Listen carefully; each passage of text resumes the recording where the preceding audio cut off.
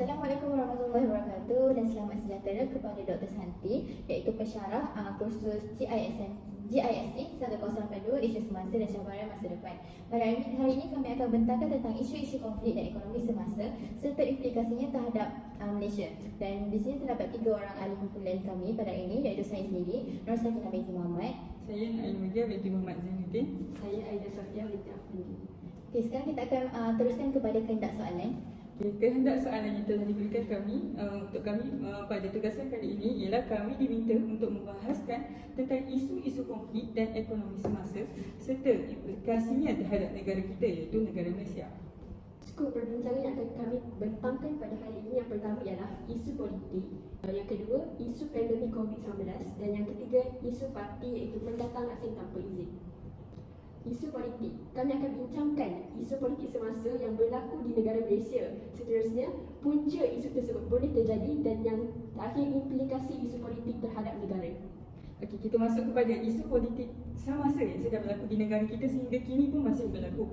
Pertama, percaturan politik. Yang kita faham apabila kita main catur, kita mesti ada strategi ataupun tipu muslihat kita sendiri untuk mengalahkan pihak lawan. Begitu juga percaturan politik. Percaturan politik ini merujuk kepada muslihat politik yang dilakukan secara halus yang telah memberi kesan kepada negara seperti contohnya kegiatan rasuah dalam amanah penyelewengan, penyalahgunaan kuasa atau pecah amanah oleh orang-orang atasan dan ahli politik yang tidak amanah dengan kerjanya.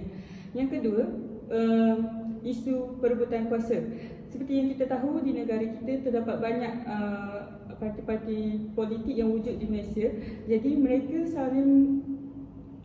saling merebut kuasa untuk memerintah negara sehingga boleh mendatangkan kesan yang buruk kepada rakyat dan negara kita akibat sikap tamak masing-masing untuk mendapatkan kuasa pemerintahan negara. Oleh sebab itu, pilihan raya umum telah dilaksanakan bagi menangani masalah ini. Antara faktor berlakunya rasuah dalam kalangan penjawat awam ialah sikap materialistik. Kita tahu materialistik itu bermaksud mementingkan kebendaan. Hal ini disebabkan oleh sikap negatif individu yang suka bermewah-mewah di luar kemampuannya. Mereka menganggap memiliki banyak harta, benda yang mewah seperti kereta, rumah dan barang kemas boleh menyebabkan mereka dikagumi dan dihormati. Hal ini mendorong mereka untuk mengambil rasuah kerana ia merupakan jalan yang mudah yang membolehkan mereka memiliki barang-barang tersebut. Selain itu, dengan mengambil rasuah juga, mereka tidak perlu berhutang dengan contohnya seperti Along. Sekiranya mereka seorang penjawat awam yang bertanggungjawab meluluskan lesen perniagaan, mereka hanya perlu meluluskan permohonan lesen perniagaan pemberi rasuah tersebut tanpa mengikut prosedur dan memperoleh wang. Jelaslah bahawa rasuah disebabkan oleh sikap materialistik penjawat itu sendiri. Di samping itu, gejala rasuah dalam kalangan penjawat awam juga berlaku disebabkan oleh penguatkuasaan undang-undang yang lemah. Hal ini berlaku disebabkan oleh kekurangan anggota penguatkuasa. Kekurangan anggota penguatkuasa ini menyebabkan pemantauan terhadap rasuah tidak dapat dilakukan dengan berkesan. Kekurangan latihan juga menyebabkan penguatkuasa tidak komited untuk membanteras rasuah dalam kalangan penjawat awam. Hal ini menyebabkan rasuah berlaku secara berleluasa dalam kalangan penjawat awam. Selain itu, hukuman yang dikenakan kepada pelaku rasuah juga masih ringan dan tidak menakutkan mereka. Hal ini menyebabkan mereka lebih sanggup didakwa di mahkamah atas kesalahan rasuah daripada berhenti untuk mengambil rasuah. Jelaslah bahawa kelemahan penguatkuasaan undang-undang juga menyebabkan rasuah berleluasa dalam kalangan penjawat awam. Yang seterusnya, yang terakhir, gejala rasuah dalam kalangan penjawat awam juga berlaku disebabkan oleh gaji yang rendah. Gaji yang rendah ini mendorong individu untuk mengambil rasuah bagi meningkatkan pendapatannya. Pegawai awam berjawatan rendah yang berada di bandar lebih cenderung untuk mengambil rasuah kerana kos sara hidup di bandar tinggi. Selain itu, penjawat awam bergaji rendah yang suka berbelanja tanpa kawalan juga menyebabkan mereka mengambil rasuah untuk mengisi poket mereka untuk memenuhi kehendak. Lebih menyedihkan lagi, jika seseorang penjawat awam yang bergaji rendah ini dibelenggu dengan hutang, hal ini akan menyebabkan mereka terpaksa mengambil rasuah untuk membayar hutang tersebut. Jelaslah bahawa gaji rendah juga merupakan faktor seseorang penjawat awam terlibat dengan rasuah. Okey, seterusnya kita akan masuk kepada implikasi isu politik terhadap ekonomi negara. Pertama sekali, ekonomi akan menjadi korup ataupun ekonomi korup. Jadi kita harus tahu maksud korup. Jadi maksud korup ialah apabila penggunaan kuasa oleh pegawai kerajaan yang menyalahgunakan ataupun memberi keuntungan lebih ataupun semacam manfaat kepada ahli kenalan yang dikenal. Okey, jadi di sini yang pertama sekali, peruntukan sumber yang tidak berkesan. Contohnya seperti Sepertinya ada syarikat yang layak memenangi projek tersebut, tapi mereka beri kepada syarikat yang mereka kenal ataupun kenalan mereka. Secara tak langsung berlakunya ekonomi korup yang menyebabkan bagaimana kalau macam ni, yang menyebabkan kalau syarikat yang diberi tender tersebut tidak mahir akan hal-hal tersebut ataupun mereka sebenarnya hanya mahukan wang ringgit dan bukannya ingin buat pekerjaan tersebut secara betul-betul ataupun mengikut spek-spek yang tertentu kan. Jadi hal ini akan menyebabkan contohnya seperti kerugian yang besar apabila mereka gagal untuk menyiapkan bangunan tersebut ataupun sebuah projek dengan betul. Dan apabila kerugian terjadi, jadi peruntukan sumber yang kerajaan beri itu macam tidak berkesan dan akan menyebabkan mereka akan meminta lagi peruntukan. Dan sepatutnya kalau benda ni dah jadi macam ni, jadi peruntukan yang mereka beri lagi tu sepatutnya boleh disalurkan kepada projek yang lebih baik ataupun membantu rakyat. Okey, jadi yang kedua, rendah pelaburan dan perdagangan asing. Jadi kenapa rendah pelaburan dan perdagangan asing? Kerana apabila pelabur luar negara ni apabila mereka tahu yang negara tu terlibat dengan ekonomi korup ataupun semacam yang berkait dengan tu, mereka secara automatik mereka tidak akan mahu terlibat walaupun dia tahu yang negara tu tenaga buruhnya ataupun pasarannya besar, tapi mereka tahu juga yang mereka tu terlibat dengan ekonomi korup. Jadi secara tak langsung mereka tidak akan langsung mahu terlibat, semacam benda tu tidak adil dan juga mereka mahukan perniagaan yang lebih kompetitif dan adil. Maksudnya macam tidak memberikan tender-tender ataupun projek kepada kenalan. Okey, yang kedua, ekonomi tidak berkembang pesat. Okey, ekonomi tidak berkembang pesat kerana rangsangan rendah terhadap inovasi. Okey, kenapa hal ini berlaku? Inovasi dia sebenarnya berkait juga dengan ekonomi korup. Apabila ekonomi korup kan memberi keuntungan lebih kepada kenalan kan.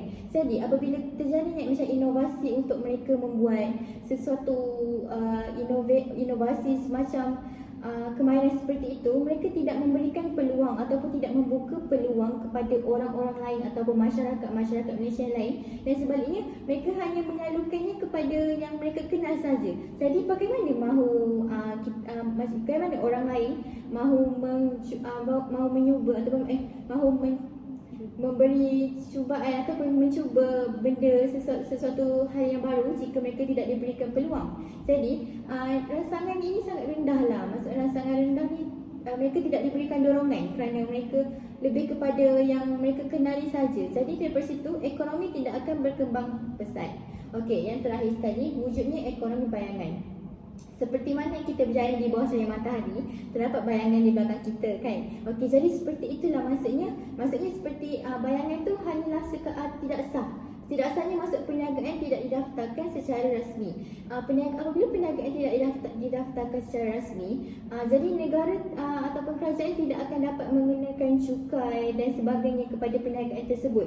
Okey, jadi perniagaan tersebut tu sebenarnya mereka mahukan keuntungan yang lebih. Sebenarnya mereka tidak ingin dikenakan cukai sebab cukai kan kadang-kadang setiap masa ada yang meninggi dan ada yang merendah. Jadi mereka tidak mahu mengambil risiko dengan tidak mendaftarkan perniagaan secara rasmi. Jadi wujudnya lah ekonomi bayangan.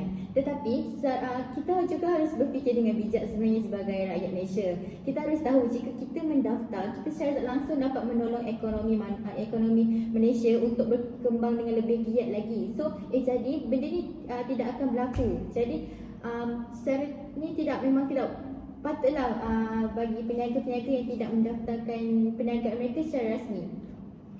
Begitu saja bagi isu politik. Jadi kami akan masuk ke isu kedua, iaitu isu pandemik COVID-19.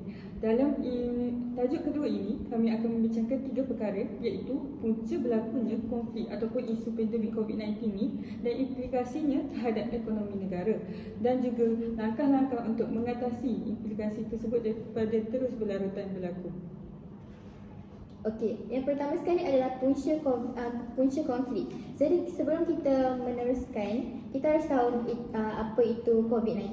Jadi COVID-19 merupakan penyakit berjangkit daripada satu kelompok besar virus yang menyebabkan penyakit gangguan pernafasan yang teruk sehingga boleh membawa maut. Jadi COVID-19 berjangkit melalui transmisi zarah pernafasan manusia dan juga sentuhan. Jadi apabila kita berada dekat dengan pesakit yang dijangkiti, risikonya juga akan tinggi untuk kita dijangkiti. Oleh itu kita harus memakai pelitup muka ataupun bagi doktor-doktor kan, mereka akan pakai PPE iaitu Personal Protective Equipment. Yang kedua, kes awal bermula di Wuhan, ibu negeri wilayah Hubei di China pada akhir tahun 2019 Disember. Jadi kes COVID-19 ni sebenarnya didapati bermula ataupun berasal daripada Wuhan, China sendiri, dan COVID-19 tersebut bermaksud corona ataupun nama lamanya sebelum tukar kepada COVID-19, V bermaksud virus, D bermaksud disease, dan 19 bermaksud tahun di mana penyakit tersebut mula. Okey, jadi punca konflik berlaku. Pertama sekali, punca konflik ni berlaku apabila Malaysia tidak menyekat pintu keluar masuk antarabangsa apabila kes COVID-19 mula berleluasa di Malaysia. Okey, dari sini kita dah nampak bahawa apabila ada lebih daripada 5 ataupun 10 orang dah berjangkit di Malaysia, mereka sepatutnya mengetatkan kawalan pintu keluar masuk antarabangsa ataupun menutupnya tanpa ragu-ragu lagi. Kerana apabila mereka tidak menutupnya ataupun membiarkan orang asing keluar masuk begitu saja, hari ini akan menyebabkan lebih banyak lagi yang akan dijangkiti kerana mereka masuk tanpa pengawasan ataupun mereka masuk sekali daripada yang kita tidak tahu mereka dari mana asalnya ataupun dari tempat mana mereka telah jejaki. Okey, yang kedua, tiada kesedaran di kalangan rakyat Malaysia akan wabak penyakit berjangkit ini.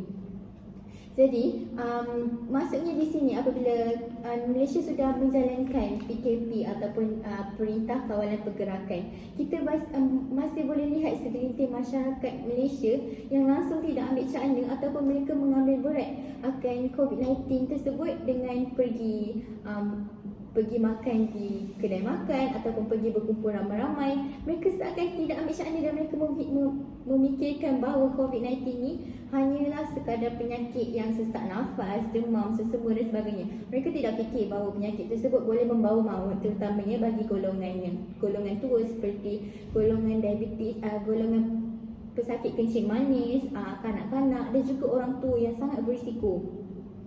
Dan kemudian kita sepatutnya mencontohi negara-negara lain, contohnya negara Jepun ataupun China yang melakukan total lockdown ataupun memang PKP yang ketat, di mana tidak dibenarkan langsung untuk mereka keluar dan mereka hanya dibenarkan keluar apabila keadaan terdesak sangat je, apabila ingin membeli barang, keperluan dan sebagainya. Selain daripada itu mereka tidak dibenarkan.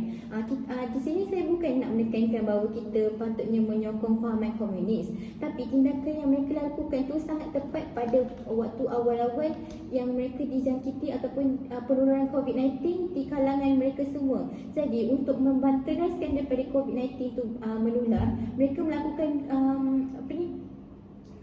perintah kawalan pergerakan yang sangat ketat dan tidak memberikan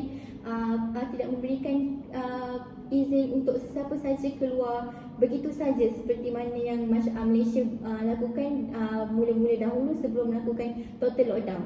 Okey, jadi disebabkan kan lebih baik kita mencegah daripada kita merawat. Okey, jadi seterusnya. Okay. Sekarang kita akan bincangkan tentang implikasi implikasi COVID-19 kepada negara Malaysia dari segi terdapat banyak aspek yang memberi kesan. Tetapi saya akan huraikan 4 aspek sahaja pada hari ini, iaitu kepada ekonomi negara, kepada politik, kepada kadar kematian dan juga kepada pencemaran alam. Okey, COVID-19 telah memberi kesan yang sangat buruk kepada ekonomi negara hari ini kerana pasaran saham di bursa Malaysia telah jatuh kerana banyak projek besar yang terpaksa ditunda dan terbengkalai akibat kilang-kilang dan syarikat-syarikat di seluruh Malaysia terpaksa ditutup disebabkan pandemik inilah.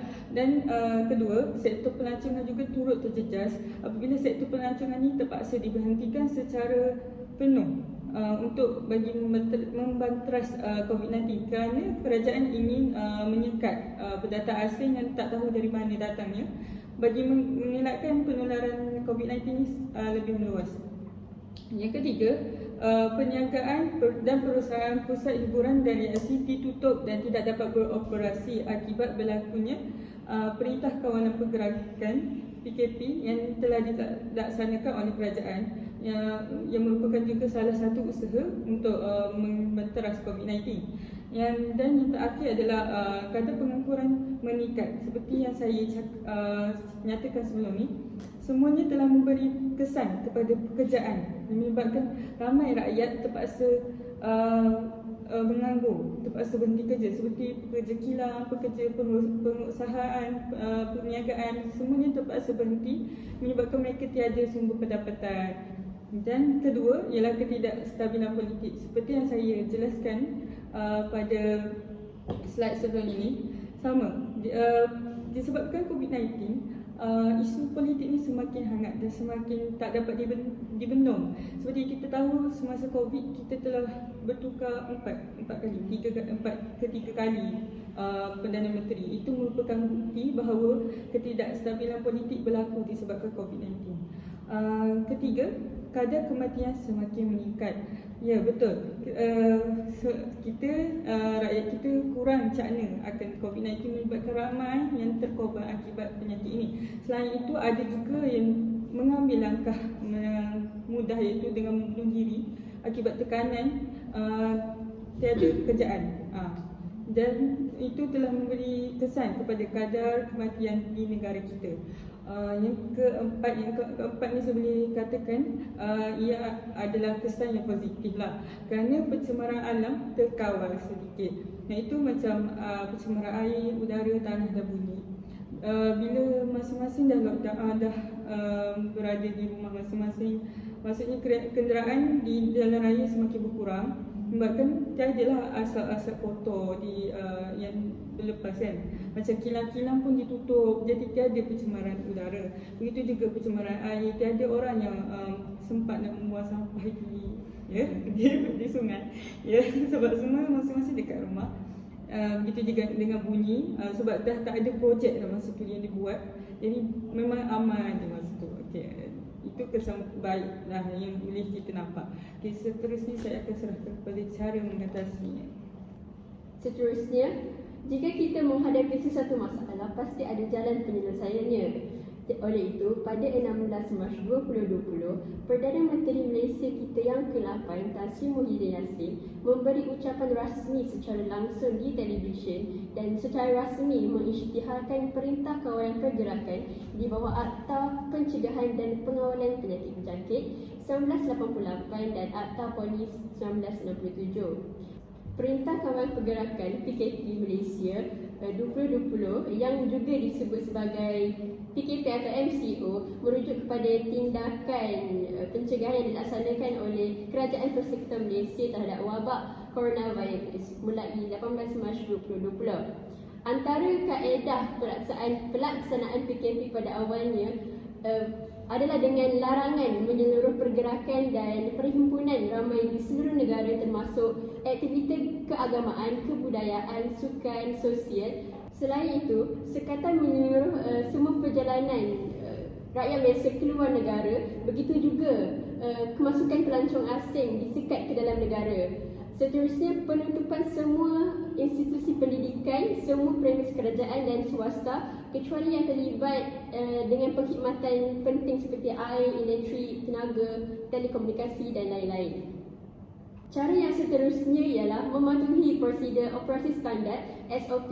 Misalnya, mengamalkan 3W dan mengelakkan 3C. W yang pertama merupakan wash, iaitu kita mestilah kerap mencuci tangan dengan menggunakan air dan sabun.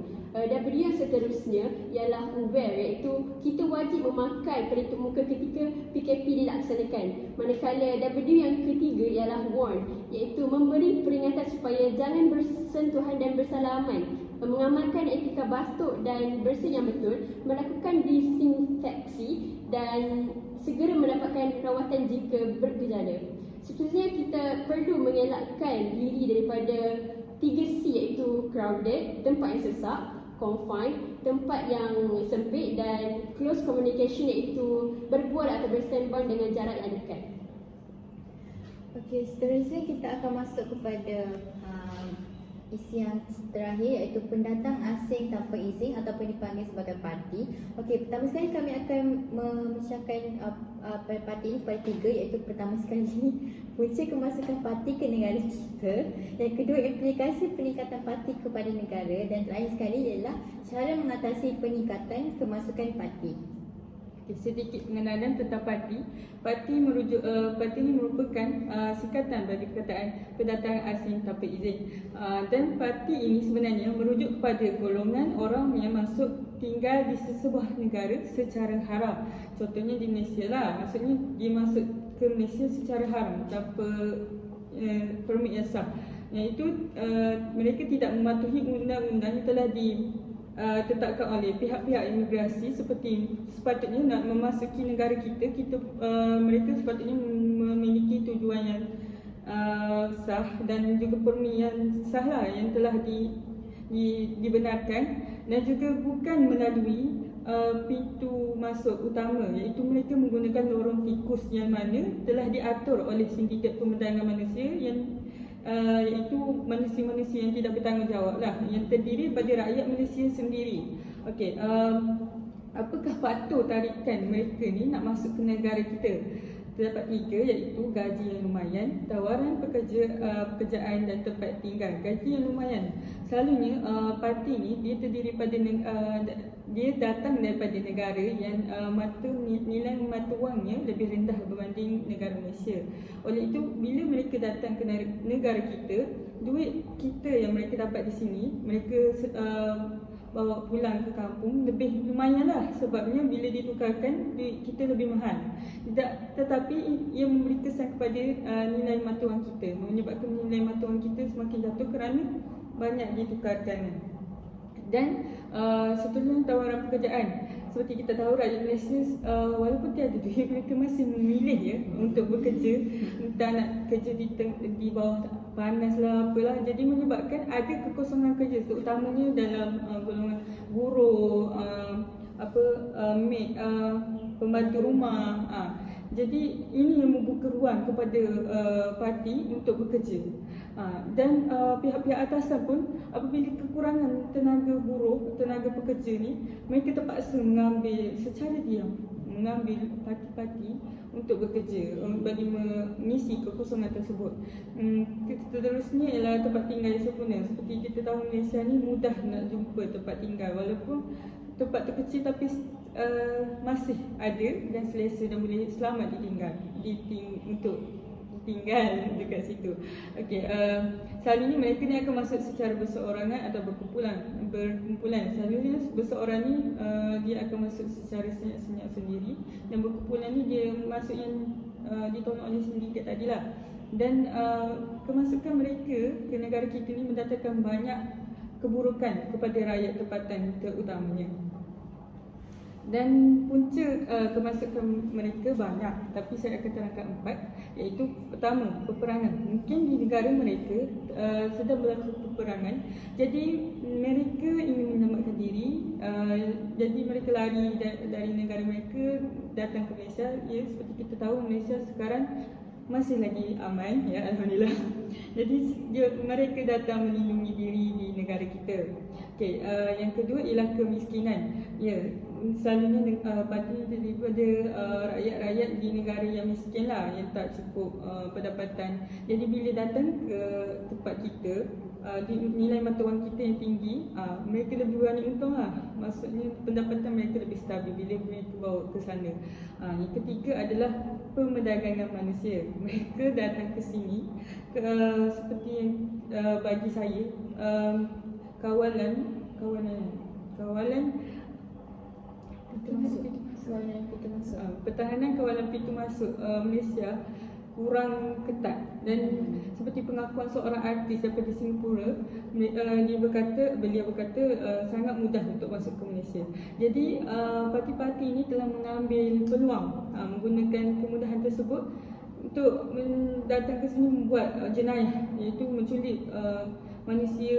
Kanak-kanak remaja kini tidak kira, ya, kanak-kanak ke remaja mereka culik untuk mendapatkan organ-organ dan menjual organ, kerana organ susah nak dapat dan mahal, benda tu mahal, ya. Lepas tu yang keempat, punca kemasukan mereka adalah melalui perkahwinan. Kita tahu kadang-kadang ni orang Malaysia dah bosan dah tengok orang Melayu. So bila dah dapat orang lebih kasar orang daripada Bangladesh tu kan tertarik dan menikah lah. Mungkin ramai rakyat kita yang bujang je orang pula yang nikah macam tu. Okay, terima kasih. Seterusnya kita masuk kepada kesan kemasukan parti ke dalam negara kita. Antara kesan nampakkan pendatang asing tanpa izin di negara kita termasuklah menyebabkan kadar jenayah dan masalah sosial meningkat. Pelbagai kegiatan jenayah yang dilakukan oleh parti semata-mata untuk mendapatkan wang ringgit bagi kelangsungan hidup mereka, seperti merompak, meragut, menculik dan lain-lain. Hal ini sudah tentu akan mengganggu ketenteraman awam. Selain itu, lambakan parti di negara kita juga akan menyebabkan penyebaran penyakit berbahaya. Keadaan ini akan menyebabkan rakyat tempatan terdedah kepada penyakit berbahaya seperti TB, kusta, batuk kering dan sebagainya. Penyebaran ini berlaku kerana pendatang asing tanpa izin yang masuk ke dalam negara kita tidak membuat saringan kesihatan. Oleh itu, kesihatan awam di negara kita akan terjejas. Di samping itu, lambakan pendatang asing tanpa izin dalam negara juga akan menjejaskan peluang pekerjaan kepada penduduk tempatan. Hal ini dikatakan demikian kerana pihak majikan lebih cenderung mengambil pendatang asing tanpa izin untuk bekerja dengan mereka. Kebiasaannya, golongan parti ini diambil bekerja secara haram oleh pihak majikan di ladang-ladang kelapa sawit, sektor-sektor pembangunan, pembinaan dan perindustrian. Hal ini demikian kerana parti ini lebih sanggup menerima upah yang rendah berbanding dengan penduduk tempatan. Kesanggupan parti menerima upah yang rendah ini menyebabkan pihak majikan mengambil mereka kerana kos upah yang ditanggung oleh pihak majikan akan menjadi lebih rendah. Hal ini menyebabkan peluang untuk penduduk tempatan diambil bekerja di sektor-sektor perladangan kelapa sawit, pembinaan dan perindustrian menjadi semakin tipis. Okey. Cara seterusnya adalah untuk cara mengatasi kemasukan pendatang asing. Pertama sekali, penguatkuasaan undang-undang mengenakan hukuman yang setimpal bagi pendatang asing yang datang untuk bekerja. Okey, jadi apabila kita menguatkan negara kita menguatkuasakan undang-undang seperti mengenakan hukuman mandatory ataupun penjara ataupun denda kepada pendatang asing yang datang untuk bekerja secara tidak sah, hal ini akan menyebabkan mereka berfikir dua kali untuk datang ke negara kita untuk bekerja kerana Malaysia yang telah menguatkuasakan undang-undang. Okey, yang kedua, kerjasama serantau antara negara jiran. Mengapa pentingnya kerjasama serantau antara negara jiran? Ialah kerana apabila Malaysia bekerjasama dengan negara jiran seperti Thailand yang berada dekat dengan kita, kerana kita ada sempadan ataupun dipanggil masuk lubang lorong tikus yang disebut sebentar tadi. Hal ini akan dapat membendung pendatang asing tanpa izin yang sesuka hati keluar masuk melalui lorong-lorong tikus, kerana kita telah berkolaborasi ataupun kerjasama serantau dengan negara tersebut untuk membanteras pendatang asing yang melalui lorong-lorong tikus tersebut. Dan yang terakhir, menggalakkan majikan mengambil pekerja tempatan. Seperti yang poin pertama, apabila permintaan berkurangan, pekerja asing akan beralih ke negara lain untuk mencari pekerjaan. Contohnya macam kalau syarikat-syarikat besar tidak membuka pekerjaan ataupun tidak memberikan peluang kepada pendatang asing untuk bekerja, mereka akan merasa seperti mereka ada manfaat untuk mereka datang ke Malaysia lagi, kerana kebanyakan majikannya tidak mengambil lagi pekerja asing yang tidak mempunyai pasport ataupun kemasukan yang sah. Jadi hal ini akan menyebabkan mereka beralih ke negara lain kerana mereka sudah macam, oh Malaysia dah tak ambil dah pendatang asing. Jadi mereka tidak akan tertariklah untuk datang ke negara kita. Oleh itu kita harus menggalakkan majikan untuk mengambil pekerja tempatan.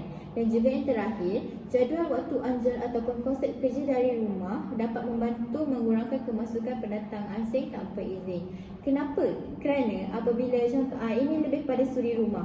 Apabila suri rumah mendapat peluang ataupun kesempatan untuk bekerja daripada rumah, secara tidak langsung mereka dapat mendapat peluang untuk menjaga anak ataupun tidak memerlukan pembantu rumah ataupun pengasuh yang biasanya datang daripada negara-negara luar ataupun negara jiran yang tidak sah tadi kan.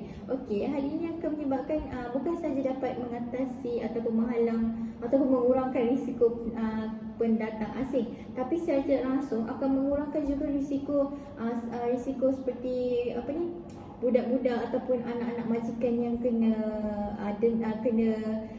dera dengan pengasuh dan sebagainya. Okey, jadi sekian sahaja daripada kami. Terima kasih. Terima kasih.